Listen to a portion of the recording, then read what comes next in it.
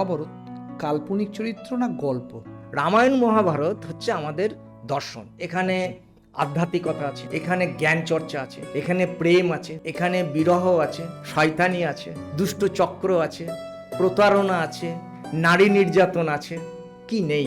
যা নেই ভারতে তা আছে মহাভারত।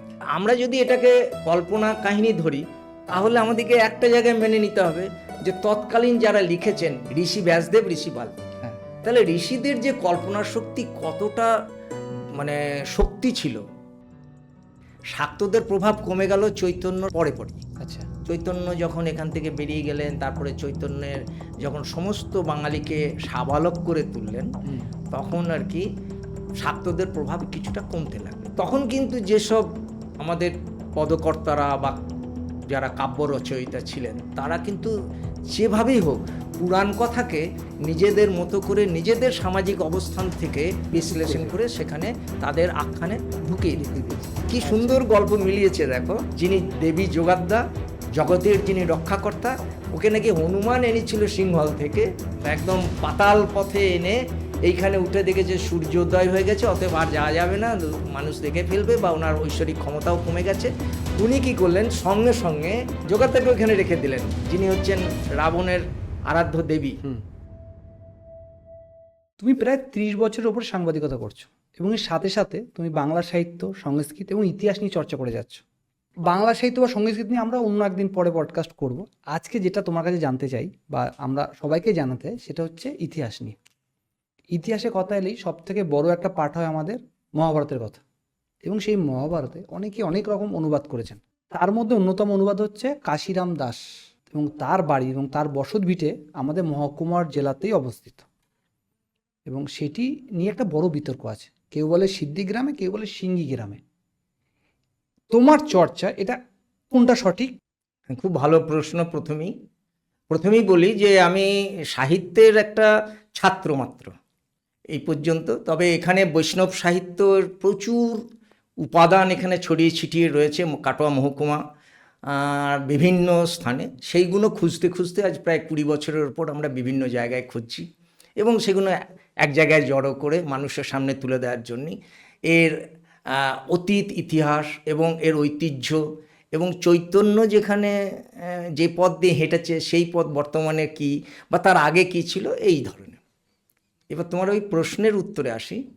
কাশিরাম দাস জন্মস্থান হচ্ছে সিঙ্গি গ্রাম, এটা আমি নিশ্চিত। আচ্ছা, আমি কেন, আমার মতন অনেকেই নিশ্চিত হয়েছেন। আমি এটা নিয়ে প্রায় বছর 15-16 টানা কাজ করেছি।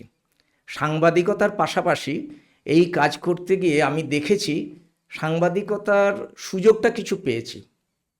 প্রথমত হচ্ছে যে এইটা এলো কি করে, যেটা তুমি বললে যে এই বিতর্কটার উৎস কোথায়?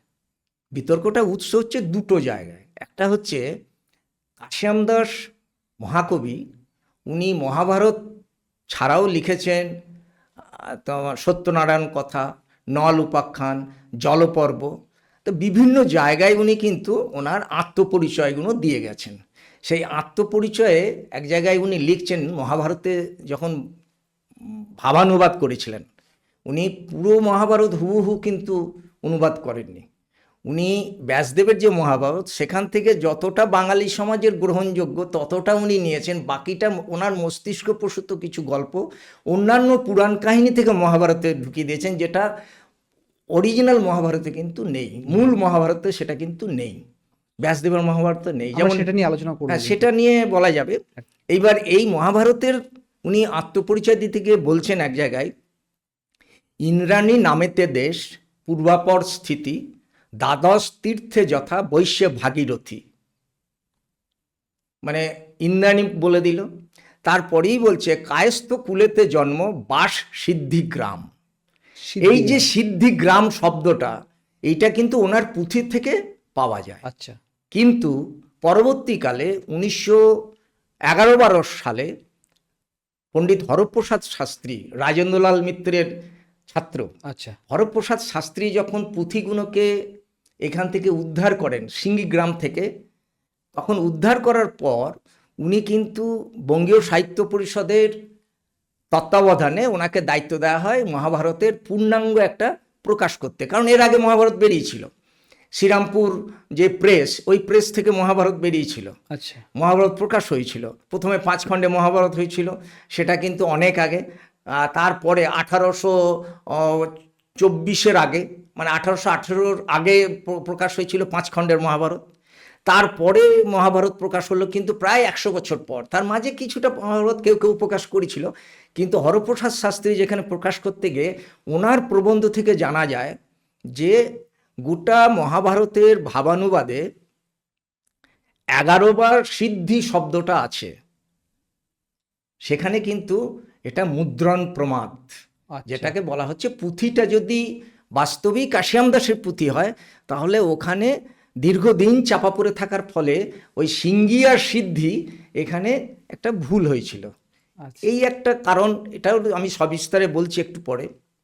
পাশাপাশি আর একটা দিকও আছে, সেটা হচ্ছে যে কবিকঙ্কন মুকুন্দরাম চক্রবর্তী যখন মঙ্গল কাব্য আমাদের লেখেন, মনসা মঙ্গলের পরে চণ্ডীমঙ্গল, চণ্ডীমঙ্গলে যে ধনপতি সওদাগরের যাত্রাপত্রের বিবরণ যখন দিচ্ছেন উনি এক জায়গায় লিখছেন, মানে উনি তো ওই কোগ্রাম থেকে বেরিয়েছিলেন, যে কোগ্রামে উজানিনগর বলা হতো, যেটা মঙ্গলকোটের আধুনিক হচ্ছে কোগ্রাম। ওই উজানিনগর থেকে অজয় ধরে যখন ভাগীরথী হয়ে এই কাটোয়ার পাশ দিয়ে দাঁইহাট, মেটেরি, কানলা হয়ে যখন সরস্বতী হুগলি নদীতে পড়ছে, যে জায়গাটায় ত্রিবেণী ওই সঙ্গমে পড়ছেন, এই কাটোয়ার বর্ণনার সময় বলছে ডাহিনে মণ্ডলহাট আছে, হাটের কাছে আছি। আচ্ছা, তারপরের একটা লাইনের পর বলছে যে ডাহিনে ললিতপুর, সম্মুখে ইন্দ্রাণী, ইন্দ্রেশ্বর কৈল পূজা দিয়া ফুল পানি।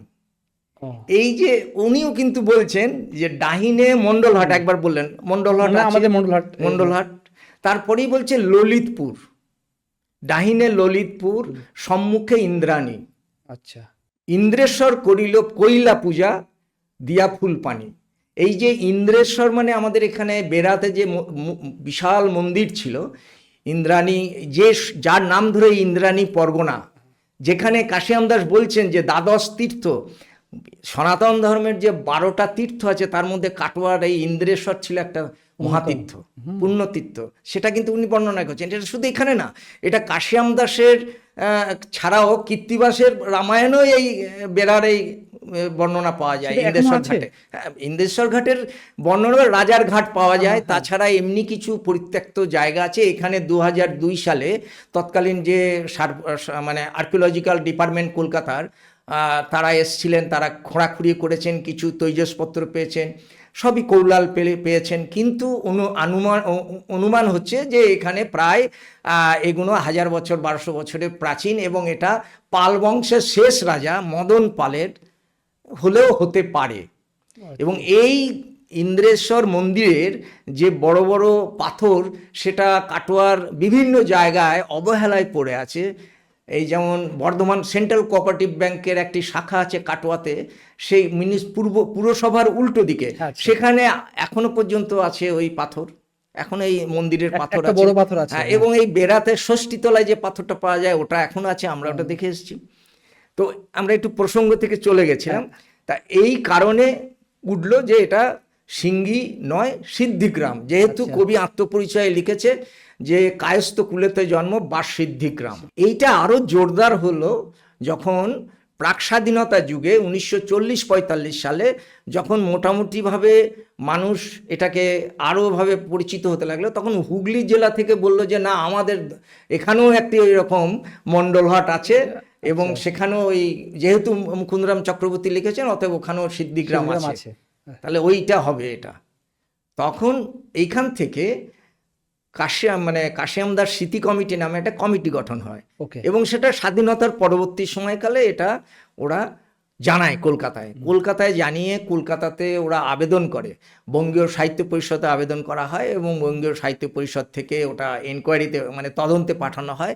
সুকুমার সেন এসে তদন্ত করেছিলেন, এবং অন্যান্য বিদগ্ধ পণ্ডিতেরাও এখানে তদন্ত করেছিলেন, করে দেখেছেন যে না, এটা সিঙ্গি গ্রাম, এইটাই সিঙ্গি গ্রাম, যেটা কাটোয়া 2 নম্বর ব্লকে, এবং সিঙ্গি পঞ্চায়েত যেটা বর্তমানে দেখা যায় ওইটাই বসত ভিটে, এবং ওই আশেপাশে যা আছে সবই ওর আত্মপরিচয়ের সঙ্গে মিলছে। এবং সবথেকে বড় জিনিস যে কাশিয়াম দাস মহাভারত কিন্তু সম্পূর্ণটা নিজে লেখেননি, এটা কিন্তু একটা প্রামাণিক সত্য। হ্যাঁ, একদম সবটা নিজে লিখতে পারেননি, কারণ ওনার আত্মপরিচয় যেমন সিদ্ধিগ্রাম নিয়ে, যদিও হরপ্রসাদ শাস্ত্রী এটাকে পরিষ্কারভাবে বলেছেন, সেটা আমি পরে বলছি, কিন্তু উনি যে নিজে লেখেননি তারও একটা লেখায় পাওয়া যায় যে আদি সভা বন বিরাটের কত দূর, ইহা লিখা লিখা কাশী গেলা স্বর্গপুর। মানে কাশিরাম দাস যে মরছে, মানে মৃত্যু হবে, এটা উনি জানতে পেরে উনি লিখে দিলেন যে আদি সভা বন বিরাট, মানে এই 4টে পর্ব উনি লিখলেন, আচ্ছা, লিখে তারপর চলে গেলেন।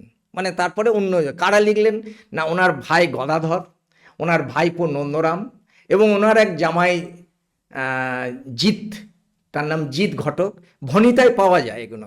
তা আমি ওই দিকটা পরে আসছি, আরও আগে আসি এই সিদ্ধিগ্রাম নিয়ে। পরবর্তী তখনই 1961 সালের 16ই এপ্রিল তৎকালীন পশ্চিমবঙ্গের যে মুখ্যমন্ত্রী যিনি ছিলেন ডক্টর বিধানচন্দ্র রায়, উনি কাশিরাম দাসের স্মৃতি কমিটির পক্ষ থেকে আবেদন যায় যে আমরা এখানে একটা মহকুমা গ্রন্থাগার, একটা গ্রন্থাগার করেছি, সেই গ্রন্থাগার আমরা আপনার হাত দিয়ে উদ্বোধন করতে চাই।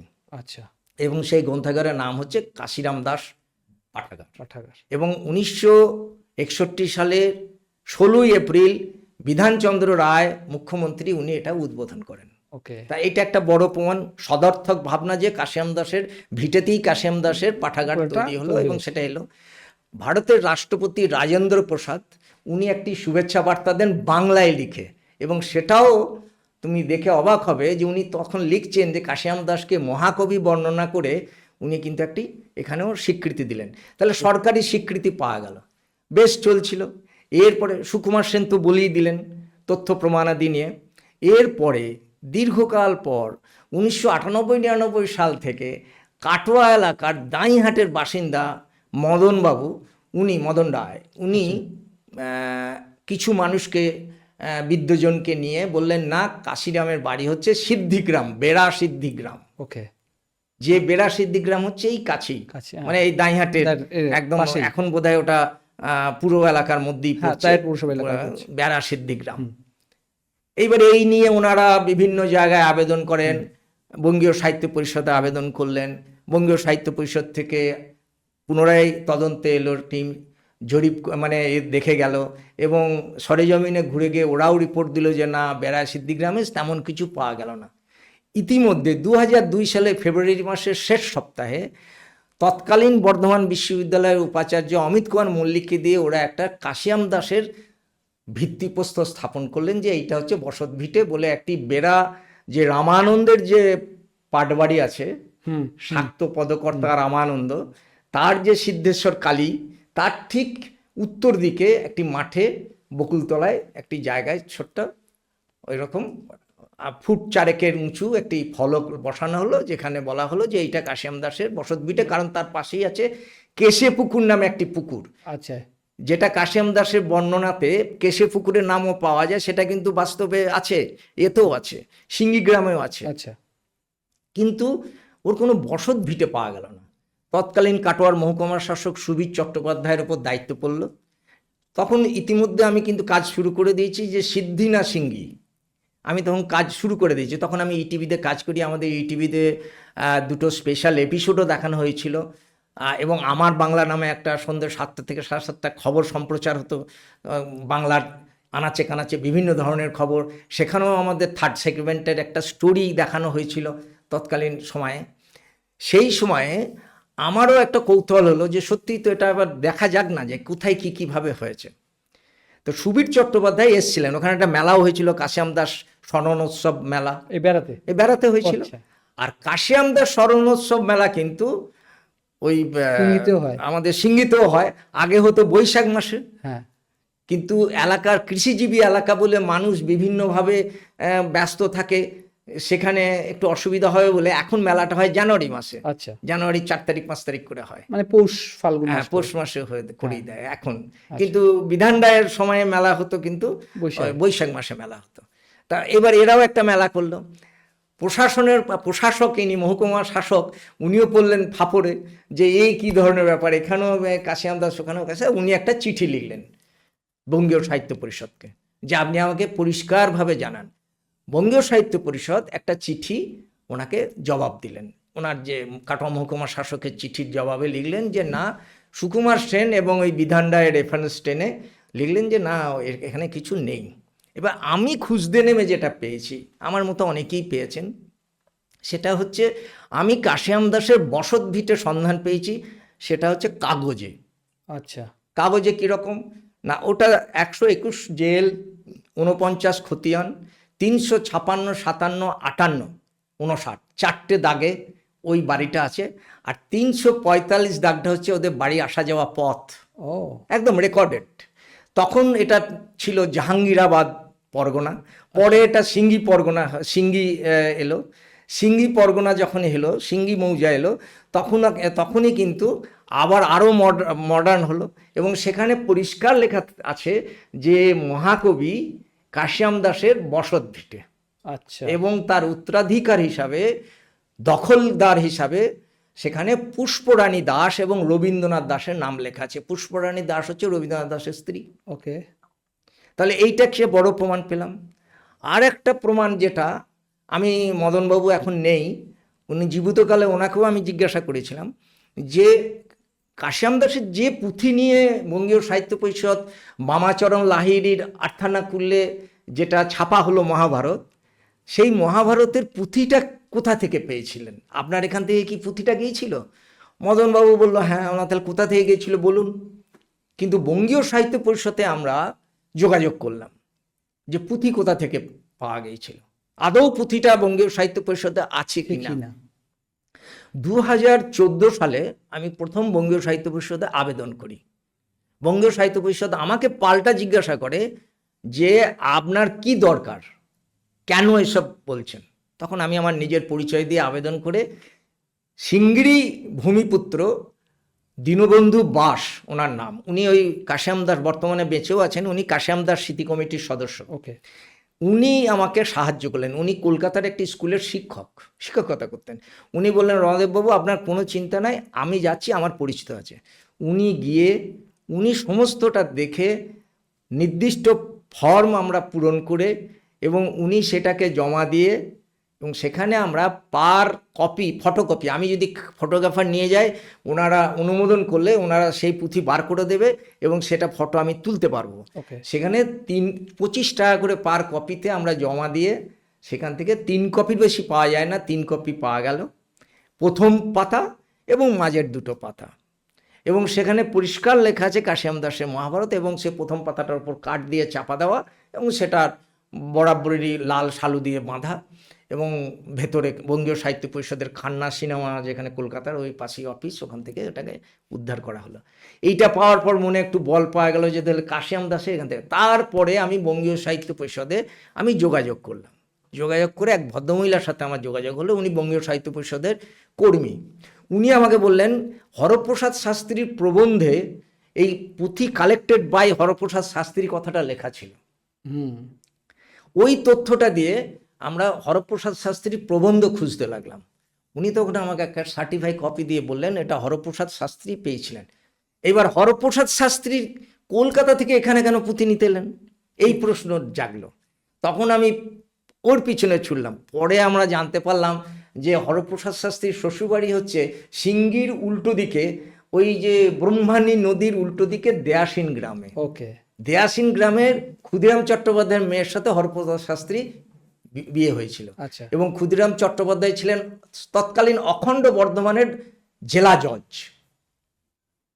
ওখানে আমাকে দেয়াসীনের কয়েকজন সাহায্য করলেন, তার মধ্যে রানা চট্টোপাধ্যায় আমাদের কাটোয়া এসডি অফিসের কর্মী, তারপরে ওখানকার রাজীব যে চট্টোপাধ্যায়, ওরা সব সাহায্য করলেন।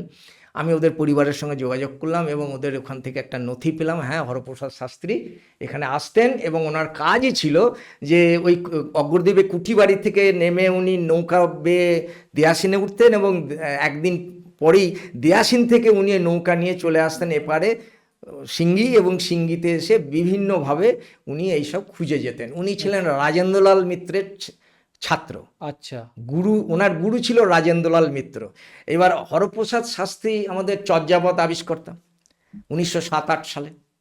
তার সেই সমসাময়িক সময়ে কিন্তু উনি এখানে আসতেন সিঙ্গিতে, এবং ওনার যে পুঁথির প্রতি একটি টান, কারণ অনেক পরে ওনার এই লেখাতে পাওয়া গেল শিবনাথ তর্কালঙ্কার সিঙ্গি বাড়ি, ওনার বাড়ি থেকে উনি এই পুঁথিগুলো সংগ্রহ করেছিলেন। আচ্ছা, সিঙ্গিতে 5টা টোল ছিল, সেখানে ও একটা টোল, এটা পরে আমরা জানতে পারলাম, অনেক পরে 2017 সালে জানতে পারলাম এই শিবনাথ তর্কালঙ্কারের বাড়িতে টোল ছিল, এবং টোল বাড়িতে প্রচুর পুঁথি উদ্ধার হয়েছিল 2017-তে। কিন্তু সেই সময় আমরা কিন্তু কিছু জানতে পারিনি, সেই সময় আমরা কিন্তু যা করছি কাগজে কলমে করছি। দিয়ে এই একটা গেল। তাহলে কি সিদ্ধিগ্রাম, প্রথমত মুকুন্দরাম চক্রবর্তীর যে কবি কঙ্কন মুকুন্দরামের মঙ্গল কাব্যে, ওইটা একটা পয়েন্ট ছিল। দ্বিতীয়, কবির আত্মপরিচয়ে এই একটা পয়েন্ট ছিল, এই নথি। এই দুটো নথিতে মদনবাবু এবং আমাদের কাটোয়া কলেজের অধ্যাপক, খুব গুণী মানুষ, ডক্টর কালিদাস বাবু, উনিও তখন এটাকে নিয়ে সুজন সন্ধান সমিতির নাম দিয়ে এটাকেও অনেক চেষ্টা করেছিলেন যে সিঙ্গি নয় সিদ্ধিগ্রাম। কিন্তু সিদ্ধিগ্রামে না কোনো কাগজ আছে না। আর একটা জিনিস যেটা প্রসঙ্গক্রমে না বললেই অসম্পূর্ণ থাকবে, সেটা হচ্ছে বেড়ার পাশে ললিতপুর আছে, বেড়ার পাশে মণ্ডলহাট আছে। বেড়া তখন কিন্তু সম্পূর্ণ একদম এই সিদ্ধেশ্বরী তলা নিয়ে একদম মানে বিশালাক্ষী তলা নিয়ে বেড়া, কিন্তু বেড়াতে সিদ্ধিগ্রাম নাই। তাহলে সিদ্ধিগ্রাম এলে কি করে? না, রামানন্দের সিদ্ধেশ্বরী কালী থেকে সিদ্ধিগ্রাম। রামানন্দ ভট্টাচার্য ছিলেন, উনি তান্ত্রিক, তন্ত্র সাধক এবং মানে পদকর্তা, শাক্ত পদকর্তা। আমাদের বিখ্যাত গান অনেকেই তোমরা জানবে যে ও মা দিগম্বরী নাচো রে, একবার নাচো আমার সঙ্গে, একবার নাচো জগতের মাঝে। এই যে গানটা, এই গানটা কিন্তু রামানন্দের লেখা। আচ্ছা, এই রামানন্দের সিদ্ধেশ্বরী কালীর পুজোর ঢংটাও আলাদা। 3 দিন ধরে উনি পুজো করেন। ভাদ্রী দ্বিতীয়ার পর উনি এলাকার মানুষের কাছে মানে মানুষকে শুভকামনা জানিয়ে উনি বিসর্জন পান। তো এই যে টোটাল ব্যাপারটায় সিদ্ধিগ্রাম শব্দটা কিন্তু রামানন্দের কোথায়? না, রামানন্দ 1748-50 সালে, 1748-50। আর কেন এটা কি করে বোঝা গেল? না, নন্দকিশোর তর্কালঙ্কার, যিনি বিশালাক্ষী মন্দিরের প্রতিষ্ঠাতা, তার সাথে রামানন্দের বন্ধুত্ব ছিল। উনি 1753-তে লিখে যাচ্ছেন রামানন্দের ওই সেই সময় রাসের একটা পটে রাস হতো, সেই কথাটা উনি বর্ণনা করে গেছিলেন।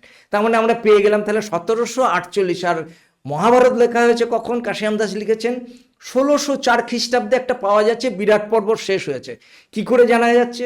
না, চন্দ্রবান পক্ষ ঋতু শখ সুনিশ্চয়, বিরাট হইল শেষ কাশিরাম কয়। তাহলে চন্দ্র বলতে একে চন্দ্র, 2 পক্ষ, পক্ষ বলতে 2, হ্যাঁ, চন্দ্রবান, আর 5 পঞ্চবান, তাহলে 1 5 2 পক্ষ, আর 6 ঋতু, মানে 1 5 2 6, শখ সুনিশ্চয় শকাব্দ। তাহলে 1526 শকাব্দে কাশিরাম দাস সিঙ্গিতে বসেই কিন্তু মহাভারতের বিরাট পর্ব সাঙ্গ করেছিল। উনি নিজেই লিখে যাচ্ছেন, চন্দ্রবান পক্ষ ঋতু শখ সুনিশ্চয়, বিরাট হইল শেষ কাশিরাম কয়। তাহলে এর থেকে আর বড় প্রমাণ কিছু নাই। তাহলে 1526-এর সঙ্গে যদি শকাব্দের সঙ্গে 78 যোগ করা যায়, খ্রিস্টাব্দ পাবো।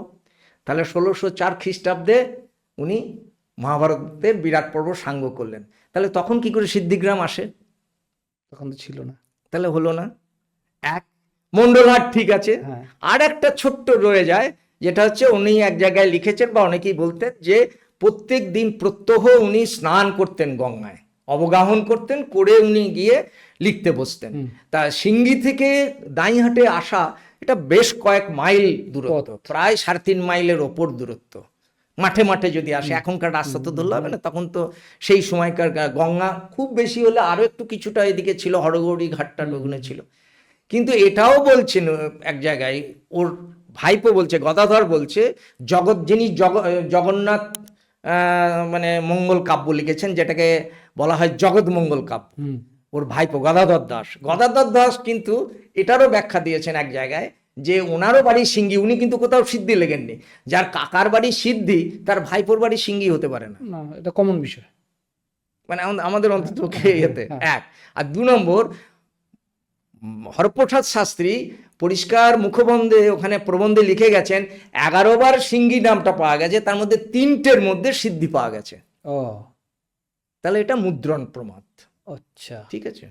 তাহলে এই সিদ্ধি আর সিঙ্গি নিয়ে আমরা এক জায়গায় এলাম, সুবীর চট্টোপাধ্যায়কে উত্তর দেওয়া থেকে শুরু করে সুকুমার সেন এবং আমাদের এই যে পারিপার্শ্বিক খতিয়ান জমি এই সমস্ত কিছু নিয়ে যা দেখা গেল, পুঁথি উদ্ধার এবং পুঁথি উদ্ধারের পর সেটাকে সংরক্ষণ করা বঙ্গীয় সাহিত্য পরিষদে এবং সেটাকে ছেপে প্রকাশ করা, সমস্ত কিছু কিন্তু আমরা একটা একটা করে যে সুতো খুঁজতে খুঁজতে গিয়ে দেখলাম যে এটা সিদ্ধিগ্রাম নয়, এটা সিঙ্গিগ্রাম, এবং সেটা হচ্ছে এই ওকরসার পাশে এবং দেয়াসেনের উল্টো দিকে কাটোয়া 2 নম্বর ব্লকে সিঙ্গিগ্রামেই এটা কাশিরাম দাসের আদতে বসত ভিটে। এত ডিটেলসে আমার মনে হয় খুব কম মানুষই রিসার্চ করে, মানে তুমি যতটা ব্রডভাবে পুরো ব্যাপারটা দেখেছো। এবার আমরা একটু ভেতরে যাই, মানে আমরা তো গেল যিনি মহাকবি তার বিষয়ে ব্যাপার। এই মহাকবি কোন সময়কালে, মানে কাশিরাম দাস কোন সময়কালে মহাভারত রচনা করে, এবং এবং সে তো সম্পূর্ণ করেনি, তুমি বললে সে সম্পূর্ণ করেনি, তা সেটাও যদি একটু ব্যাখ্যা করো পুরোটা আর কি। এই সম্পূর্ণ যে উনি করতে পারেননি এই বিষয়ে কিন্তু তৎকালীন বিদ্বজনেরা বা পরে যারা গবেষণা করেছেন বাংলা সাহিত্যের প্রত্যেকেই কিন্তু ইয়ে করে গেছে, মানে বলে গেছেন যে না উনি সম্পূর্ণ করতে পারেননি। সেটা ওনারই যে ভনিতায় সেটা উল্লেখ আছে। আদি বন বিরাটের আর কত দূর, বিরাট পর্ব লিখা গেলা কাশিরাম আর কত দূর, হইল শেষ কাশিরাম কয়। মানে ওই পুরো শ্লোকটা হচ্ছে আদি সভা বন বিরাটের কত দূর, ইহা লিখা কাশি গেলা স্বর্গপুর। এই হচ্ছে একটা শ্লোক। এই শ্লোকটা ধরে দেখা যায় যে সত্যি সত্যি এই আদি 18টা পর্ব মহাভারতের, তার আদি সভা বন বিরাট 4টে পর্ব, বিরাট পর্ব সাঙ্গ হয়েছে 1604-এ। তারপরে আমরা আর কাশিদাসকে পাচ্ছি না, কাশিরামকে। তারপরে কে লিখছে না গদাধর লিখছেন। গদাধরকে না ওনার ভাইপো। কাশিরাম দাসের বাবার নাম ছিলেন কমলাকান্ত। কমলাকান্তের 3 ছেলে, কৃষ্ণদাস, কাশিরাম, গদাধর। কৃষ্ণদাস কিন্তু বৈষ্ণব হয়ে গেছিলেন, যার জন্য ওনার নাম হয়েছিল শ্রী কিঙ্কর। আচ্ছা, বৈষ্ণব হয়ে গেছিলেন উনি, দীক্ষা নিয়ে উনি চলে গেছিলেন। উনি বৈষ্ণব দীক্ষাও নিয়েছিলেন কাটোয়া থেকে। কাটোয়া ছিল বৈষ্ণবদের একটা মানে ক্ষেত্র। এর বাইরে কাশিরাম নিজেরা দাস পদবী গ্রহণ করেছেন। ওনাদের আদতে পদবী হচ্ছে দেব, ওনারা কায়স্থ দেব। পরে কিন্তু ওনারা বৈষ্ণব হয়েছেন, দাস পদবী গ্রহণ করেছেন। তা গদাধর দাস উনি কিন্তু জগৎমঙ্গল কাব্য লিখলেন, পাশাপাশি উনি কিন্তু এই বাকি পর্বগুলো লিখতে শুরু করলেন। এবং এই যে পয়ার ছন্দ, একই কাব্যের যে টান, সব এক, পড়ে বোঝা যাবে না যে এটা কাশিরাম দাসের নয়, যার জন্যে পুরো যে নামটা কাশিরাম দাসের নামই বলা হয়। এবং 18টা পর্বই কিন্তু পরপর লেখা হয়েছিল। কাশিরাম দাস করেছেন কি, এই 4টে পর্বের মধ্যে বেশ কিছু ঘটনা কাশিরাম দাস নিজে অন্য পুরাণ গল্প থেকে ওখানে ঢুকিয়ে দিয়েছিলেন বাঙালির নিজস্ব প্রয়োজনে। সেই সময় একটা বাঙালির মধ্যে শাক্তদের একটা প্রভাব ছিল। বিরাট পর্বে, মূল মহাভারতে বিরাট পর্বে কিন্তু বিরাট রাজার কাহিনী উল্লেখ আছে। বিরাট রাজার গোধন চুরি করতে দুর্যোধনরা যাচ্ছে, সেখানে দুর্যোধনের সঙ্গে বিরাট রাজার ছেলে উত্তর, সে পেরে উঠছে না। যখন পেরে উঠলো না তখন ওইখানে আশ্রয় নিয়েছিল, বিরাট পর্বে কাহিনীতে আছে, আশ্রয় নিয়েছিল পঞ্চপাণ্ডব। অর্জুন তখন বৃহন্নলার বেশে ওর ঘোড়ার সারথি হয়ে নিজে যুদ্ধ করে দুর্যোধনদের পরাস্ত করেন এবং গোধন ফের উদ্ধার করে নিয়ে এসে বিরাট রাজার কাছে। এটা হচ্ছে গল্পটা। কিন্তু ওই গল্পের মধ্যে কাশিরাম দাস কী করলেন, চামুন্ডাকে ঢুকিয়ে দিলেন এবং চামুন্ডা গল্পটা ওখানে আছে। বিরাট পর্বের মধ্যে চামুন্ডা গল্পটা পাওয়া যায় এবং চামুন্ডা সেই সময় শাক্তদের যে প্রভাব, তাহলে সেই প্রভাবটা থেকে গেল। এইগুলোর কিছু কিছু বিষয়, ছোট ছোট বিষয় যদি আমরা নজর দিই তাহলে কিন্তু এইটা আমরা নিশ্চিত হয়ে যাই যে মনে হচ্ছে যে কাশিরাম দাস 1604-এর পর আর হয়তো উনি বেশি দূর লিখতে পারেননি, কারণ ওনার ভনিতাতেই উনি বলে যাচ্ছেন। শুরুটা কবে করে মোটামুটি কোনো প্রমাণ? শুরুটা হচ্ছে 1590-এর পর, কারণ সেই সময় আমি তোমাকে বলি 1590 আকবরের সময়কাল। এখানে রাজা সেনাপতি মান সিং তখন দোর্দণ্ড প্রতাপ এখানে সব অত্যাচার করছে এবং লুটপাট চালাচ্ছে। এখানে অগ্রদ্বীপের মধ্যে গোপীনাথ মানে লুটের ভয়ে এরাও তখন লুকিয়ে অন্য জায়গায় রেখে দিয়েছিল, বাংলাদেশে নিয়ে চলে গেছিল।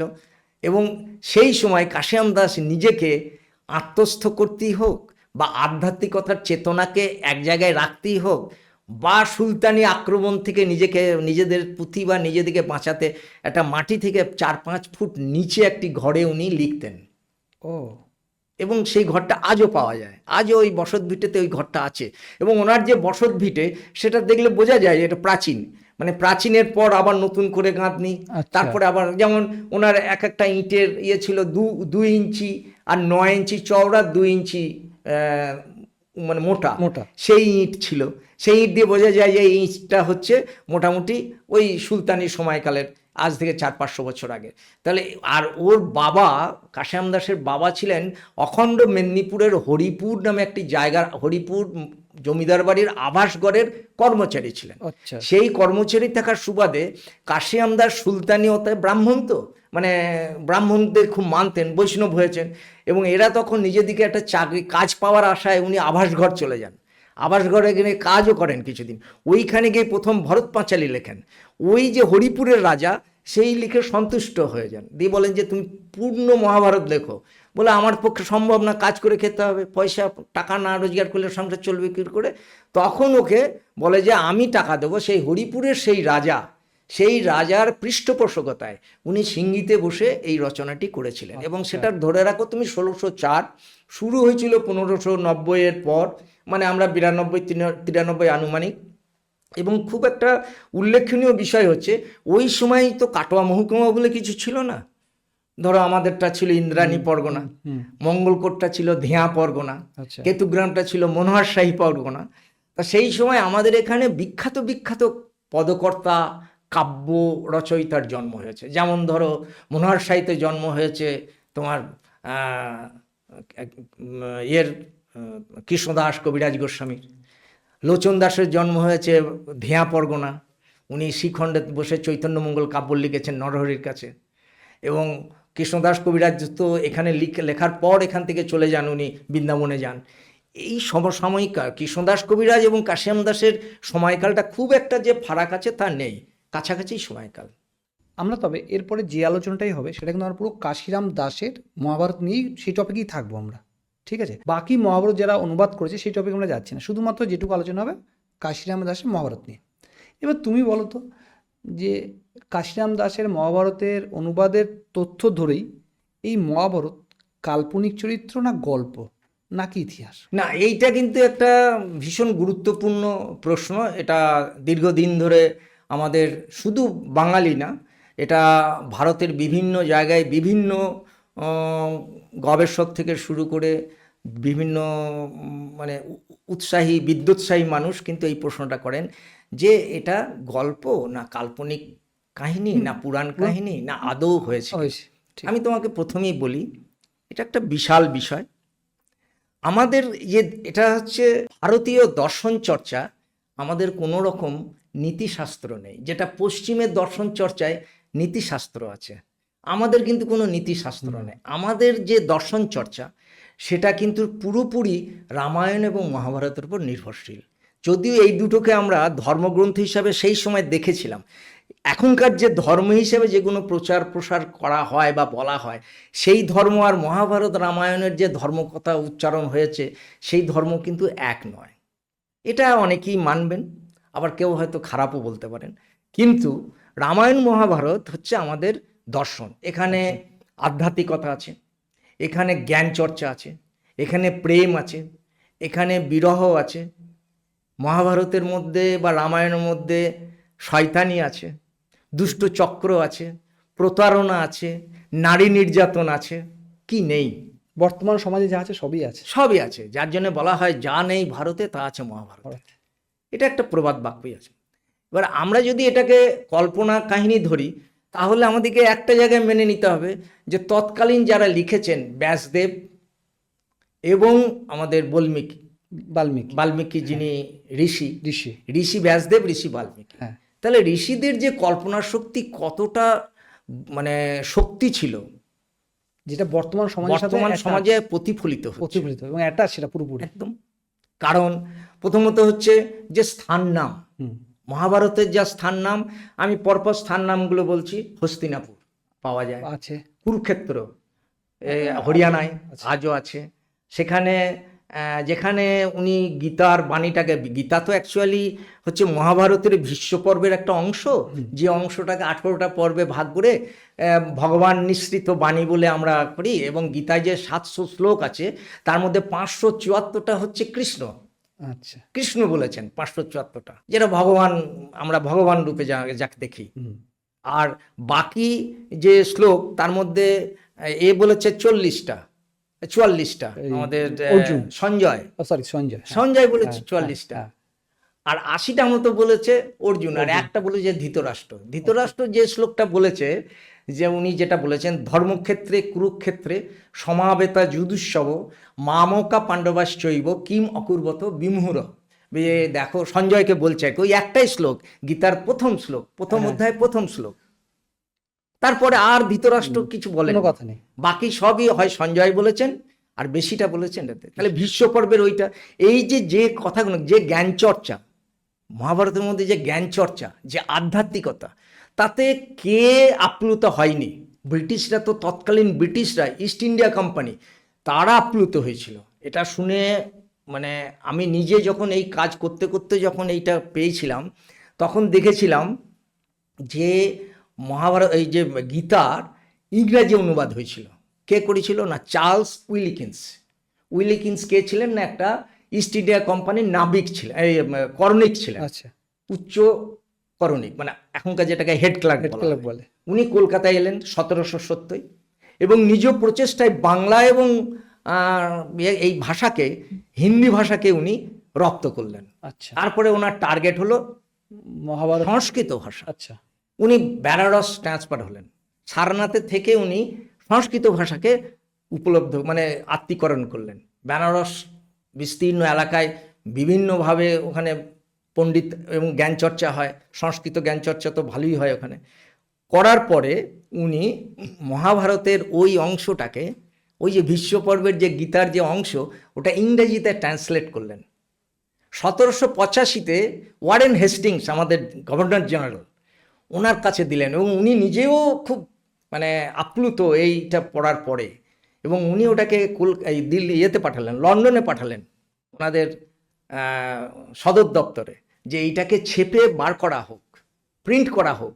কারণ হচ্ছে এখানে ভারতীয় ঐতিহ্য এবং ভারতীয় সংস্কৃতি এবং ভারতীয় দর্শন, ভারতীয় জ্ঞান এবং আধ্যাত্মিকতা সব এর মধ্যে আছে। এবং সেখানে একটা জায়গায় মানে খুব নিজেদিকে গর্ববোধ হয় যে ওটা যদি কাল্পনিকও হয়, যে কল্পনার যে কত কি, যেমন বলা হচ্ছে দ্বিতীয় অধ্যায়, গীতার দ্বিতীয় অধ্যায় বলছে কি, মহাভারতের মধ্যেই আছে, দ্বিতীয় অধ্যায়ে বলা হচ্ছে যে ভীষ্ম পর্বে, নৈনং ছিদন্তি শস্ত্রাণি নৈনং দহতি পাবক। এর মানে হচ্ছে যে আত্মাকে কাটা যাবে না কোনো অস্ত্র দিয়ে, আত্মাকে জ্বালানো যাবে না কোনো আগুন দিয়ে। ও ন চৈনং ক্লেদয়ান্তি, ন চৈনং ক্লেদয়ান্তি, ন শোষয়তি মারুত। মানে কোনো আত্মাকে কোনোভাবে কোনো হাওয়া একে শেষ করতে পারবে না, কোনো জল একে ভেজাতে পারবে না। এই হচ্ছে আত্মা। এটা কৃষ্ণ বলেছিলেন। এটা কৃষ্ণ অর্জুন যখন ভীষ্ম পর্বে বলছে যে আমি কেন আমার জ্ঞাতি গোষ্ঠীকে খুন করতে যাব, কেন মারতে যাব, কেন আমার, তখন কৃষ্ণের যে মধ্যে এইগুলো উনি বলেছিলেন। যাই হোক, এইটা যখন চার্লস উইলকিন্স এটাকে অনুবাদ করলেন, করে যখন ওয়ারেন হেস্টিংস মাধ্যমে সদর দপ্তরে গেল লন্ডনে, সেখান থেকে যখন এলো, এসে এই বইটা, সময়কাল হচ্ছে 1785 খ্রিস্টাব্দ, ব্রিটিশ লোক বিদেশ থেকে ছেপে আসছেন। তাহলে মাহাত্ম্যটা কোন জায়গায়? আমি ধরে নিলাম কল্পনা। এবার কল্পনা শক্তির বিষয়টা ঋষিদের কি ছিল, স্থান নামগুলো বলা হলো। এইবার ঠিক এই রকমই, যে যদি এটাকে যুদ্ধ মানে ইতিহাস বলা যায়, তাহলে এর ঐতিহ্যকে ধরে রাখতে হবে। ঐতিহ্য কি না, কুরুক্ষেত্র এখনো আছে, সেখানে হচ্ছে। আর আরেকটা বড় জিনিস হচ্ছে 1962-63 সালে মহারাষ্ট্রের ভান্ডারকার ওরিয়েন্টাল রিসার্চ সেন্টার নামে একটি সংস্থা, তারা মহাভারতের মানে রিসার্চ করেছিল, মহাভারত যুদ্ধ আদৌ ঐতিহাসিক না কাল্পনিক, এটা নিয়ে ওরা রিসার্চ করেছিল।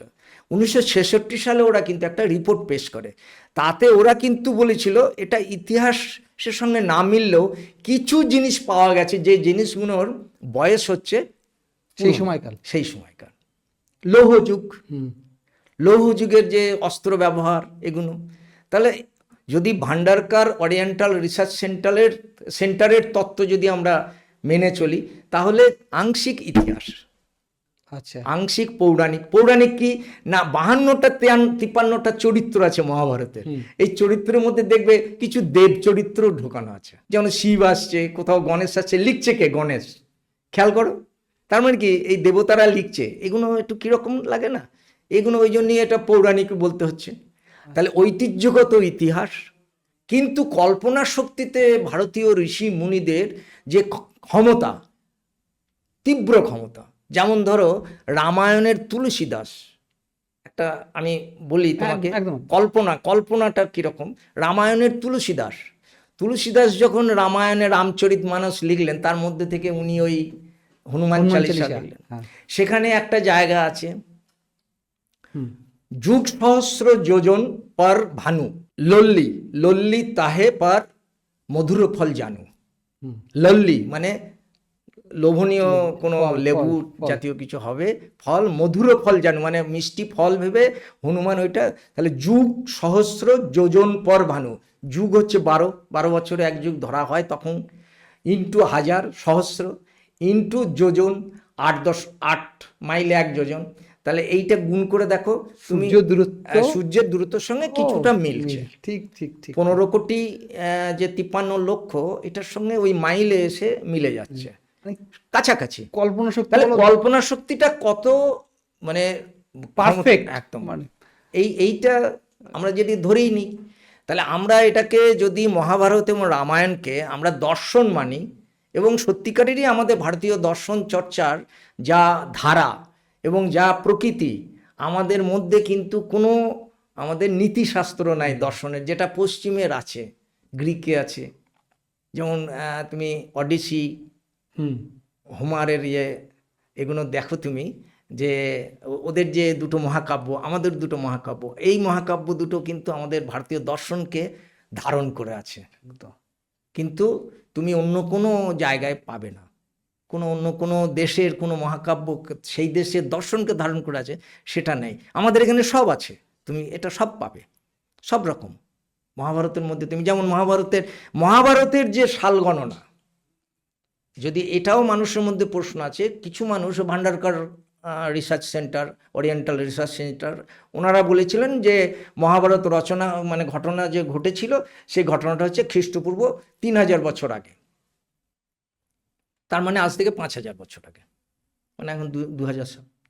কিন্তু ওখানেও আমি বেশ কিছু জায়গায় আমরা মানে যারা রিসার্চ করেছেন তাদের যে প্রবন্ধ এবং তাদের বিভিন্ন রকম যে ছোট ছোট পেপার, সেই পেপারগুলো পড়ে আমি যেটুকু যা উদ্ধার করতে পেরেছি, তাতে মহাভারত খ্রিস্টপূর্ব 5000 বছর আগের। তার কারণ হচ্ছে, তার কারণ হচ্ছে তোমাকে বলি, যে কোনো সময়কাল নির্ধারণের জন্যে আমরা আগেকার দিন না এখনো দেখবে আমরা গ্রহ নক্ষত্র ফলো করি। ঠিক গ্রহ নক্ষত্রের বাইরে আমরা যাই না, গ্রহ নক্ষত্রকেই আগে প্রথম দেখি, পরবর্তী পর্যায়ে দেখি যে সামাজিক অবস্থান, তারপরে দেখি আর্থসামাজিক অবস্থান। যেমন দেখবে যে আমাদের অমিতাভ বচ্চনের যুগ, দেখবে কানঢাকা চুল, তুমি সালটা বুঝে যাবে। ঝুলপি ছাটা মিঠুন চক্রবর্তী, বুঝে যাবে, রিপ্রেজেন্ট করছে এক একটা সময়। এক একটা সময়কে এক একটা পোশাক, এক একটা সংস্কৃতি আমাদের রিপ্রেজেন্ট করেছে। যেমন ধরো আগে আমাদের ধামালি গান, পাঁচালি গান, রামযাত্রা, কৃষ্ণযাত্রা এসব হতো। এখন ধরো যাত্রা হারিয়ে গেছে। এগুলো তোমার রেফারেন্স হিসেবে বলছি। তা ইয়া চৈষা বিশ্রুতা ত্রৈলোক্যে রাজস সাধু সন্মাত্তা অরুন্ধতী তয়া পেশ বশিষ্ঠ পৃষ্ঠত ক্রুত। এই শ্লোকটা হচ্ছে ভীষ্ম পর্বের 31 নম্বর শ্লোক। এই শ্লোকে পরিষ্কার বলছে যে যখন ব্যাসদেব মহাভারতের যুদ্ধ আগের দিন ব্যাসদেব যখন ইয়ের কাছে যাচ্ছে, আমাদের ধৃতরাষ্ট্রের কাছে গিয়ে বলছে যে তুমি এইসব যুদ্ধে যেও না, তোমার ছেলেদিকে বারণ করো, কারণ তুমি ওদিকে 5টা গ্রাম দিয়ে দাও আর কোনো অসুবিধা নেই, প্রচুর মানুষের প্রাণহানি হবে, এসব করো না, কেন আর যোগ বলছে এটা তোমার পক্ষে নেই। ব্যাসদেব এরকম বলছেন। তা ব্যাসদেব যখন বলছেন, এটা বিশ্বপর্বে আছে এগুলো, তার মূল মহাভারতের আমি শ্লোকটা বললাম 32 নম্বরে, সেটা তখন ধৃতরাষ্ট্র বলছে যে আমার ছেলে আমার কথা শুনবে না, তারা বলছে না আমরা জিতবই, এবং রাজজ্যোতিষী বলেছে ওরা জিতবে, এবং সেটাই ধরেই ওরা আগাচ্ছে। তখন ওই শ্লোকটার কথাও বলেছিল। শ্লোকটার মানে হচ্ছে যে ইয়া চৈষা বিশ্রুতা রাজস্ব ত্রৈলোকে সাধু সন্মাত্তা, মানে উপরে যে সপ্তর্ষি মণ্ডল আছে আমাদের, সেখানে বলছে যে অরুন্ধুতি তয়া পেশ, অরুন্ধুতি আগে যাচ্ছে, বশিষ্ঠ পৃষ্ঠত কৃত, বশিষ্ঠ পিছনে যাচ্ছে। কিন্তু বর্তমানে বশিষ্ঠ আগে যায়, অরুন্ধুতি পিছনে যায়। তাই নীলেশ ওক নামে একজন রিসার্চ, যিনি মহাভারত নিয়ে রিসার্চ করেছেন, ওনার একটি প্রবন্ধে আমি এটা পড়েছিলাম। তা উনি এটাকে জানার জন্য নাসাতে আবেদন করেছিলেন। উনি পেশায় মেকানিক্যাল ইঞ্জিনিয়ার, উনি আমেরিকায় থাকতেন, ভারতীয়। তা উনি এটাকে জানার জন্য যখন করলেন, তখন তারা জানালো যে 5500 বছর আগে অরুন্ধুতি আগে ছিল, মানে গ্রহ নক্ষত্র টাইমটা তখন ঠিক ছিল।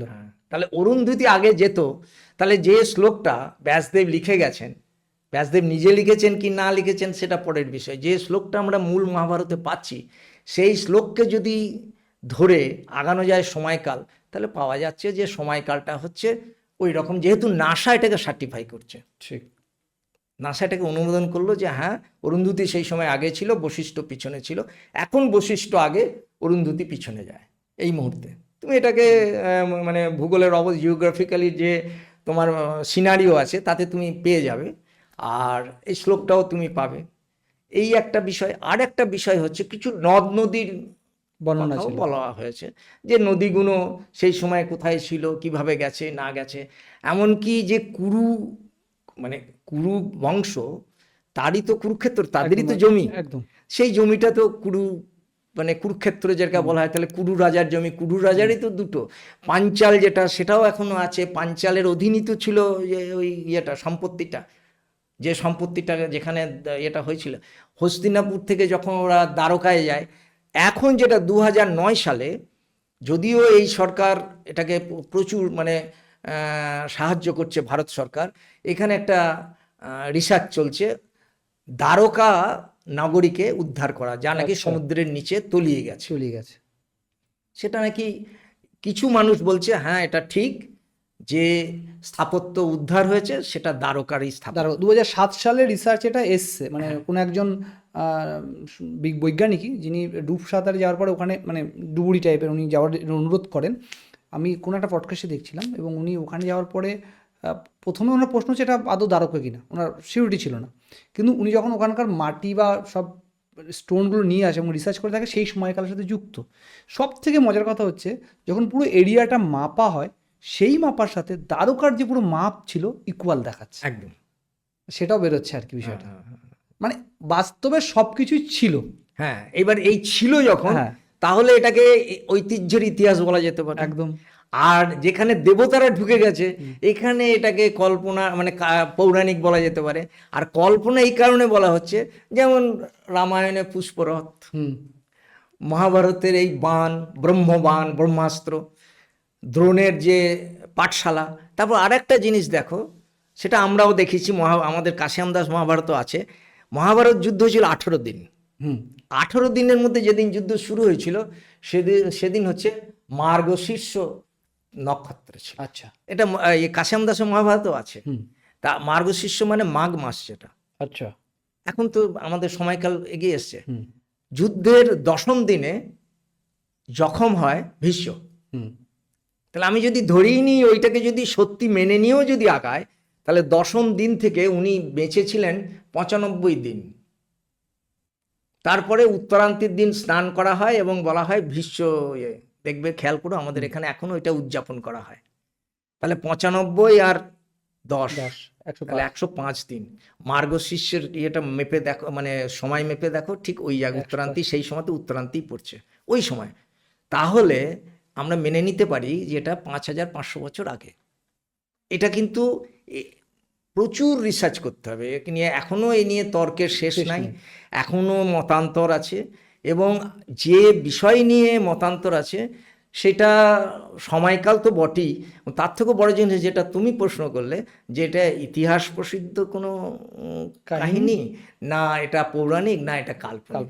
তাহলে এটাকে তুমি কাল্পনিকও বলতে পারবে না সময় মানে স্থান নাম দেখে, আবার পুরোপুরি ইতিহাস বলা যাবে না যেহেতু এই সবগুলো ঢোকানো আছে। আবার দেবতাদের নাম ঢুকে গেছে, লিখছে কে গণেশ, বলছে কে বেদব্যাস। গণেশ একজন দেবতা আমরা জানি, উনি লিখছেন 8800 শ্লোক উনি লিখেছিলেন। তারপরে হরিবংশ পাওয়া যায় আরও শ্লোক, তারপরে অনুক্রমিণায় পাওয়া যায় তোমার 1 লাখ শ্লোক। এই সব বাদ দিয়ে শেষে 1 লাখ শ্লোক খ্রিস্টপূর্ব মানে মৌর্য যুগের পর থেকে এদিক ওদিক করে এটা মানে মহাভারতকে আমরা পেয়েছি 1 লাখ শ্লোকে। তো মানে আমরা এই যে আলোচনা, এই আলোচনার অন্ত নাই। এই আলোচনা অনেকে প্রশ্ন করতে পারেন যে এটা ঠিক বলছেন না বেঠিক বলছেন। আমরা কিন্তু কাউকে আঘাত করার উদ্দেশ্য নিয়ে বলছি। তোমার সার্ভে অনুসারে বা তোমার প্র্যাকটিস অনুসারে তুমি যেটা পেয়েছো সেটা রিপ্রেজেন্ট করছো, সেটা বলছি। এবং এই তার সাথে মতান্তর থাকতেই পারে। সিঙ্গি নিয়ে আমি নিশ্চিত, সিদ্ধি না, এটা সিঙ্গি হবে, এটুকু নিশ্চিত। এবং এটুকু নিশ্চিত বলতে ওখানকার যারা এখনকার যারা কমিটিতে আছে গত 10-15 বছর ধরে, তারা তো ওখানে অনেক উন্নতি করেছে, যদিও সরকার সেইভাবে কোনো রকম স্বীকৃতি এখনো দেননি। পঞ্চায়েত তৎকালীন যে বিডিও ছিলেন উনি মিস্টার সাহা, উনি ওই রাস্তাটা অ্যাপ্রুভ করিয়েছিলেন যাতে কাশিয়ামদার স্মরণীয় হয়, ওই একটা মন্দির করার জন্যে, ভিটেটাকে সংরক্ষণ করার জন্য প্রপোজাল দিয়েছিলেন, এবং তখন বর্ধমান জেলা পরিষদ এটা করেও ছিল। কিন্তু এই মুহূর্তে আর সেগুলো সব পিছিয়ে পড়েছে। এখন ওই স্মৃতি কমিটির মিঠুন ভট্টাচার্য বলে একটি ছেলে আছে, তারপরে ক্ষুদিরাম দত্ত, এই ব্যাস, তারপরে এক মাস্টারমশাই আছেন, এরা সব বয়স্ক মাস্টারমশাই, উনি আছেন, ওটা সব চালিয়ে যায়। কাশিরাম দাস পুরোটা লেখেননি, এবং যাই করেছেন তার সাথে বাংলার কালচারকে খানিকটা হলেও ইমপ্লিমেন্ট করেছেন, কারণ হুব এক করেনি। সে বাংলার কি কি পরিবর্তন, কি কি সময়কালের সাথে কি কি ইমপ্লিমেন্ট করেছে সেই সময়? দেখো সেই সময় ছিল, আমি আগে একবার বলেছি যে শাক্তদের এখানে একটা বিশাল প্রভাব ছিল, এবং বৈষ্ণব মানে চৈতন্য উত্তরকালে এই এলাকা চৈতন্য জ্বরে মানে বৈষ্ণব জ্বরে আক্রান্ত। তখন বিভিন্ন জায়গায় বৈষ্ণবদের সভা সমিতি এবং নানানভাবে মানে যেটাকে বলে ভাব আন্দোলনের, কাটোয়া শহরও ভাব আন্দোলনে মুখর হয়ে আছে। তখন শাক্তরা তখন কিন্তু নিজেদিকে অনেকটা পিছিয়ে পড়ল। শাক্তদের প্রভাব কমে গেল চৈতন্য পরেই। আচ্ছা, চৈতন্য যখন এখান থেকে বেরিয়ে গেলেন, তারপরে চৈতন্যের যখন সমস্ত বাঙালিকে সাবালক করে তুললেন, তখন আর কি শাক্তদের প্রভাব কিছুটা কমতে লাগলো। আচ্ছা, তখন কিন্তু যেসব আমাদের পদকর্তারা বা যারা কাব্য রচয়িতা ছিলেন, তারা কিন্তু যেভাবেই হোক পুরাণ কথাকে নিজেদের মতো করে নিজেদের সামাজিক অবস্থান থেকে বিশ্লেষণ করে সেখানে তাদের আখ্যানে ঢুকিয়ে দিয়েছে। যেমন মহাভারতে একটা জায়গায় আছে, তো প্রথমেই বললাম বিরাট পর্বে যে বিষয়টা আছে সেটা হচ্ছে বিরাট পর্বে বিরাট রাজার গোধন লুট করতে গেছিল দুর্যোধনের দলবল। বিরাট রাজার পুত্র উত্তর, সে তখন একা পেরে উঠছিল না, আর বিরাট রাজার কাছে পাণ্ডবরা আত্মগোপন করেছিল, কেউ জানতো না। প্রথমে ভেবেছিল যে দুর্যোধনরা ওখানে ওই পাণ্ডব দিকে আক্রমণ করতে এসেছে, পরে দেখলো না, গোধন লুট করছে। তখন অর্জুন ওর রথের সারথি হয়ে যখন গেছে, তখন বৃহন্নলার বেশধারী অর্জুন একাই যুদ্ধ করে বিরাট রাজার গোধন উদ্ধার করলো এবং ওকে শেষ করে দিল। এটা হচ্ছে মূল গল্প। কিন্তু বিরাট পর্বে ওই জায়গায় দেখবে চামুন্ডা ঢুকে গেছে, এবং চামুন্ডা ঢুকে গিয়ে বলছে কালীপদ মাগে কালিদাস। দেখবে একটা বিরাট পর্বে আমাদের যেখানে আমাদের কাশিয়াম দাস লিখছেন কালীপদ মানে কালীর পা চাইছে, মাগে কাশীদাস। কাশীদাস কিন্তু কালীর পা চাইলো কেন না, তুমি বিরাট রাজাকে রক্ষা করলে, এইভাবে তুমি আমাদেরকেও রক্ষা করো। এই একটা ধরো খুব সুন্দরভাবে শাক্তের প্রভাব পাওয়া গেল। আর একটা শাক্তের প্রভাব আছে, যদিও অল্প, কিন্তু এটা বিশাল আকার, যেহেতু আমাদের এলাকার কাহিনী। সেটা হচ্ছে ও মানে যখন তোমার এই রামায়ণে যেটা ঢুকে আছে সেটা হচ্ছে যখন কৃত্তিবাস ওঝা করছেন এই এলাকার কাহিনী, উনি কি করলেন না, উনি বললেন যে রাম আর লক্ষ্মণকে আর সীতাকে উদ্ধার করে মহিরাবণের কাছ থেকে যখন নিয়ে চলে আসছেন মহাকালের আশীর্বাদে, সেই কাল নাকি হচ্ছে জগৎ আমাদের যোগাদ্দার আচ্ছা মূর্তি, যিনি দেবী যোগাদ্দা, জগতের যিনি রক্ষাকর্তা, ওকে নাকি হনুমান এনেছিল সিংহল থেকে এবং মানে একদম পাতাল পথে এনে এইখানে উঠে দেখেছে সূর্যোদয় হয়ে গেছে, অতএব আর যাওয়া যাবে না, মানুষ দেখে ফেলবে বা ওনার ঐশ্বরিক ক্ষমতাও কমে গেছে। উনি কি করলেন, সঙ্গে সঙ্গে উনি, এটা যদিও গল্প জনশ্রুতি, উনি কি করলেন না যোগাদ্দাকে ওইখানে রেখে দিলেন, যিনি হচ্ছেন রাবণের আরাধ্য দেবী, মহিরাবণের আরাধ্য দেবী যোগাদ্দা, উনি ওখানে রেখে দিলেন। ওনাকে রেখে দিয়ে মা এক কাঁধে রাম, এক কাঁধে লক্ষ্মণ এবং সীতাকে নিয়ে উনি গঙ্গা পার হয়ে মেটিরিতে রাখলেন। কি সুন্দর গল্প মিলিয়েছে দেখো, মানে কিরম জনশ্রুতি। ওখান থেকে জানু রেখেছে জনায়ের পার বলে একটা জায়গা আছে গাঁফুলের ফোড়ে নদীর তীরে, যেখানে জল শুকোয় না, খাল আছে, জানু রাখা, জানু অর্থে হাঁটু ওই অংশটা, তাহলে ওখানে রাখা হলো জানু। আর লাঠি, হনুমানের লাঠি ছিল, সেই লাঠিটা হচ্ছে বেড়া, যেটা কিন্তু আদৌ লাঠি নয়, না, ওটা হচ্ছে ইন্দ্রেশ্বর মন্দিরের হয় সীমানা প্রাচীর আর নয়তো মন্দিরের মাথার শীর্ষের চূড়াটা, মানে ঝান্ডার ধ্বজার যে দণ্ড, ওইটা। কেন ওখানে অমল রায় নামে প্রত্নতাত্ত্বিক, যিনি আমাদের কলকাতা প্রত্নতাত্ত্বিক বিভাগের ইয়ে ছিলেন, কর্মী ছিলেন, উনি এখানে এসে খালও করেছিলেন ওই হনুমান লাঠির নিচেই 2002 সালের পর। উনি অনেক খনন করে কিছু জিনিসপত্র উদ্ধার করেছিলেন, কিন্তু উনিও বলেছিলেন এটা লাঠি নয়, একটা অদ্ভুত ধাতুর তৈরি, হ্যাঁ, পাথর হলেও সেটা অদ্ভুতভাবে কাটা আছে দেখবে, এবং সেইটাকে লাঠি বলা হয়। এবার কি বুকটা কোথায় দিচ্ছে না গঙ্গায়, আর রাখছে কোথায় না মেটেরিতে। তুমি এবার মিলিয়ে দেখো চোখ বুঝিয়ে, যেহেতু তুমি এই ভৌগোলিক অবস্থানে বসবাস করো, তাহলে মানে যোগাদ্দা থেকে ক্ষীরগ্রাম থেকে গাঁফুলে হাঁটু রাখলো, লাঠি রাখলো বেড়াতে, বুক রাখলো এখানে দিয়ে চলে গেল। আবার এইটা হচ্ছে রামায়ণে নেই, কিন্তু এই গল্পটা বাংলা রামায়ণে নেই, এই গল্পটা হচ্ছে স্থানীয়ভাবে গল্প। কিন্তু বাংলা রামায়ণে ওইটা আছে, দ্বিতীয় বৃন্দাবন বলে ওই যোগাদ্দাতে উনি ওনাকে নিয়ে আসা হয়েছে, এটা আছে, এইটা আছে, এটা বলা হয় পৃথিবীর মধ্যস্থল। এসব বিভিন্নভাবে জনশ্রুতিগতভাবে কথকথা এবং লোককথা সব এক হয়ে গেছে। কারণ কি, আগেকার দিনে তুমি তো ভাবতে পারবে না যে কোন লিপিতে লেখা হয়েছে রামায়ণ মহাভারত, আস্তে আস্তে আস্তে আস্তে সবই তো মুখে মুখে ফিরেছে।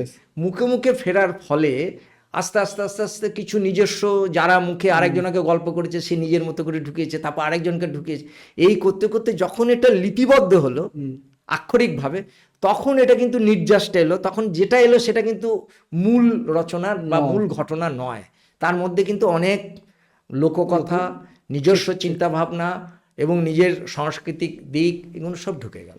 মানে বেসিক্যালি কি দেখো, যে যেহেতু কি মানে দেখো রামায়ণের দক্ষিণ ভারতে যেমন রামকে বড় ভাবা না, রাবণকে বড় ভাবায়, শোনা কথা আমার, ঠিক আমাদের দিকে যেমন রাম আমাদের বহু মানা হয়। তো যে যখন যেভাবে লিখেছে, যার ভাষায় লিখেছে, সে সেই জায়গাটাকে প্রায়োরিটি দিয়েছে, নিজের জায়গায় বলো বা নিজের কালচারকে বলো। ওভারঅল এটা সত্যি হলেও হয়তো দেখা গেলো সত্যির পার্টের সংখ্যাটা কম, অবশ্যই সত্যি বা কিছু রিলেটেবল আছে, আনুষঙ্গিক জিনিসটা বেশি, তাই কি তোমার মনে হয়? হ্যাঁ, আনুষঙ্গিক বা যে স্থান নাম দিয়ে আমার মনে হয় যে এটা কিছুটা আংশিক হলো ইতিহাসগত ঐতিহ্য ধরে রেখেছে স্থান নামে, এটা ইতিহাস আংশিক। গ্রহ নক্ষত্রের অবস্থানে মনে হচ্ছে যে এটা ঠিক ঠিক, তাহলে স্থান নাম আর গ্রহ নক্ষত্র পেয়ে গেলাম। বাকি রইল চরিত্র। যখন আসছি মহাভারতের যে 53-54টা চরিত্র, তার মধ্যে তো অর্ধেক চরিত্রের পরই দেখা যাচ্ছে যে সব দেবতা। তাহলে দেবতারা কি করে ঢুকে গেল এর মধ্যে? দেবতা যখন এলো তখনই কিন্তু বিষয়টা ভাবিয়ে তুললো, তখনই কাল্পনিক মানে পৌরাণিক হয়ে গেল। আবার বৈদিক যুগ, লৌহ যুগ, ঠিক আছে। তারপরেই দেখো তুমি বলছে রামায়ণে বলছে পুষ্পরথ, এখানে বলছে ব্রহ্মাস্ত্র, এবং এখানে মানে যেখানে কুরুক্ষেত্র, সেই জায়গাটার মাটি আমাদের মতন এত পঙ্কিল নয়, সেখানে কর্ণের পুঁতে গেল এবং সেটা তুলতে পারছে না কর্ণ, সেখানে অর্জুন বধ করার জন্য অর্জুনকে প্ররোচিত করা হলো। আবার আরেকটা জিনিস দেখো, যেমন তোমাকে ইয়া চৈষা বিশ্রুতা রাজসত্রৈলোকে সাধু সন্মাত্তা অরুন্ধতি তয়া পেশ বশিষ্ঠ পৃষ্ঠথ ক্রুত, এই যে শ্লোক, এই শ্লোকে বোঝা যাচ্ছে যে গ্রহ নক্ষত্রের অবস্থানে অরুন্ধতি আগে যাচ্ছে, বশিষ্ঠ পিছনে যাচ্ছে, এবং সাইন্টিফিকভাবে সেটা প্রুভ হয়ে গেছে, নাসা থেকে প্রুভ হয়ে গেছে।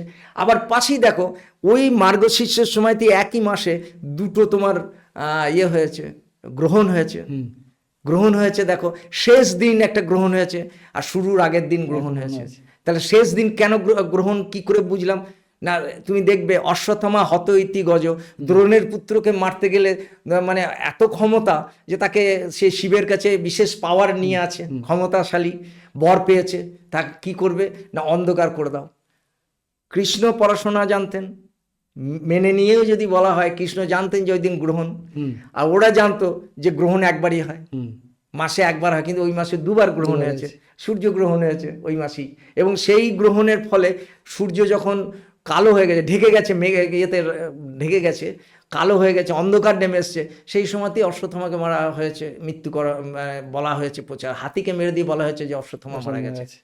এই যে প্রচার, পরে সেই রাত্রে তুমি যদি মূল মহাভারতে ঢোকো, সেই রাত্রে তুমি গিয়ে দেখবে অশ্বত্থামা এসে পাণ্ডবদের আক্রমণ করলো এবং সেখানে ধৃষ্টদ্যুম্নকেও খুন মেরে দিল, সঙ্গে পাণ্ডবদের সহচরী অনেক কি মারলো। তো এই বিষয়গুলো আর কি তোমাকে পরপর খেয়াল রাখতে হবে যে পৌরাণিক মনে হচ্ছে, তাহলে পৌরাণিক যখন মনে হচ্ছে তখন দেবদারা রয়ে গেছে। গণেশ একটা বেদব্যাস বলছেন, গণেশ লিখছেন, এইটাই তো পৌরাণিক প্রথমে মনে হলো। তারপরে হয়েছে কুরুক্ষেত্র একটা জায়গার নাম, মানে জাতিসার বলে একটা জায়গা আছে, জ্যোতিসার, যেখানে কৃষ্ণ বাণীগুলো দিয়েছিলেন, গীতার বাণী ভীষ্ম পর্বে যেখানে উনি বলেছিলেন। এবং দেখো কৃষ্ণ যে অর্জুনকে যেভাবে প্রভাবিত করেছিল, যে জ্ঞাতি কেউ না, তুমি যুদ্ধ করতে এসছো, এই যে জায়গাটা ওটা আজও আছে, ওখানে কর্ণ মন্দির আছে, এই যে বিষয়গুলো এখন দেখা গেল।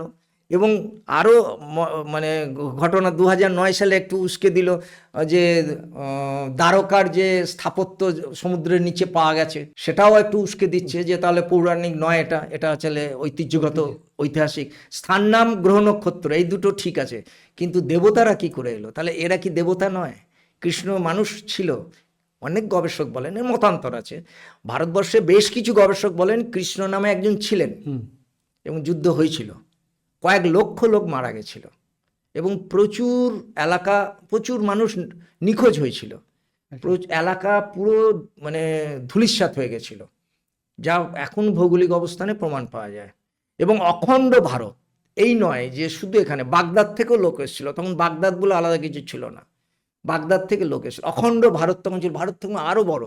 সেই ভারতের চারিদিক থেকে রাজারা এসে, তুমি আরেকটা প্রশ্ন করলে যে গ্রহ নক্ষত্রের সঙ্গে কৃষ্ণ যেদিকে থাকবে সেদিকে না, মানুষকে জেতায় শুধু বুদ্ধি আর ক্ষমতা দিয়ে না, মানুষকে জেতায় সিদ্ধান্ত দিয়ে। সেই সময় যে সিদ্ধান্ত কৃষ্ণ নিয়েছিল যে অধর্মকে শেষ করব, ধর্মকে প্রতিষ্ঠা করবো, ধর্মযুদ্ধ, যেটা ধৃতরাষ্ট্র প্রথমেই বলেছিল ভীষ্ম পর্বে, যেটা গীতায় প্রথম শ্লোক বলা হয়, ধর্মক্ষেত্রে কুরুক্ষেত্রে সমাবেতা যুযুৎসব মামকা পাণ্ডবাস্য কিমকুর্বত বিমূঢ়, একটাই শ্লোক, উনি এটাই বললেন। তাহলে ধর্মক্ষেত্র হলো। তা ধর্মক্ষেত্রে কেন সিদ্ধান্তটা, যে সিদ্ধান্ত নিয়েছে যে আমি দুর্যোধনের পক্ষে যাব, তার সিদ্ধান্ত, সে যত বলশালী হোক, যতই সে মানে তার সঙ্গে সৈন্য থাকুক, অশ্বারোহী থাকুক, তাকে হাতি থাকুক, ঐরাবত থাকুক, সে কিন্তু তাকে হারতে হয়েছে একদম, এটা সিদ্ধান্তের জন্যে। এবং পাণ্ডব পক্ষের রাজা কম ছিল, লোক কম ছিল, কিন্তু সিদ্ধান্তটা ছিল খুব স্ট্রং, একদম স্ট্রং সিদ্ধান্ত, যে না আমরা অধর্মের সঙ্গে লড়ছি। বিষয়টা অধর্মের সঙ্গে ধর্মের লড়াই। যার জন্য প্রথমে আমি বলেছি যে আমাদের যে ভারতীয় দর্শন চর্চায় রামায়ণ মহাভারতকে যেভাবে দেখা হয়, সেটা হচ্ছে ধর্মের আকারে বই, কিন্তু সেই ধর্ম আর এই ধর্মের সঙ্গে এখনকার ধর্মের সাথে এক না। ওভারঅল যদি আমি একটা বিষয় বলি, সেটা হচ্ছে রামায়ণ হোক মহাভারত হোক, তার চরিত্র ছিল বা সেটা পৌরাণিক হোক বা ইতিহাস হোক বা কাল্পনিক হোক, চরিত্র ছিল। কিন্তু যে ভৌগোলিক কারণে যে যেখানে বসে লিখেছে তার সমাজের পটভূমিটাকে ওর সাথে উল্লেখ করেছে, যার ফলে কী হয়েছে, যেহেতু তুমি আগেই বললে যে আমাদের ঋষিমুনিরা কল্পনা এত স্ট্রং ছিল, যারা বুঝতে পারতো আগামী দিনে কী হতে চলেছে, এবং সেগুলোকে ওই গ্রন্থের মাধ্যমে রিপ্লিকেট করেছে, যাতে ভবিষ্যতের মানুষ আরও বেশি ভালো থাকতে পারে, ওভারঅল বিষয়। এবং এইভাবে কি আমাদের গ্রন্থ দুটো আরও বেশি মর্যাদা পেয়েছে? না, আমাদের প্রথম কথা হচ্ছে এই গ্রন্থের যা উপাদান, সেই উপাদানটা আমাদের জীবনের কথা, জীবনের কথা, আমাদের হ্যাঁ, পরিবারের কথা, আমাদের সমাজের কথা, ওভারঅল প্রত্যেকটা জায়গা ওয়াইজ, ভৌগোলিক জায়গা ওয়াইজ একদম সবার সাথে ফিট। এটা যে কুরুক্ষেত্রে হয়েছে বলে যে আমরা কুরুক্ষেত্র না, আমরা কিন্তু আমাদের বাড়ির পাশেও দেখি যে এটা একটা এই রকম ভাই ভাই যুদ্ধ, জায়গার জন্য যুদ্ধ, এটা সঠতা এবং ক্রূরতা, হিংসা, দেশ এবং প্রেম, ভালোবাসা, এই যে গান্ধর্ব বিবাহ যে 8 রকম, এটাও তো ধরো আমরা ওই মহাভারতে দেখলাম কৃষ্ণ বিয়ে করলো এক ধরনের, এটা ঠিক আছে। আবার নিজের লক্ষ্মী জ্ঞাতি গোষ্ঠীকে ষড়যন্ত্রে এনে তাকে প্রাণে মেরে ফেলা, এটাও মহাভারতে পাই, এখনো হচ্ছে সেগুলো, এখনো একই জিনিস। এই যে ঐতিহ্যটা, এই দর্শনের ঐতিহ্যটাকে যদি ধরে তুমি আগাও, তাহলে কিন্তু এর উপাদান হচ্ছে আমাদের কাছে খুবই গ্রহণযোগ্য। তো আমরা নেক্সট একটা পডকাস্ট কাটোয়ার ইতিহাস নিয়ে থাকছি কাকু। আর আজকের জন্য তোমাকে অশেষ ধন্যবাদ, ভীষণ ভালো লাগলো তুমি এলে। নমস্কার। ভালো।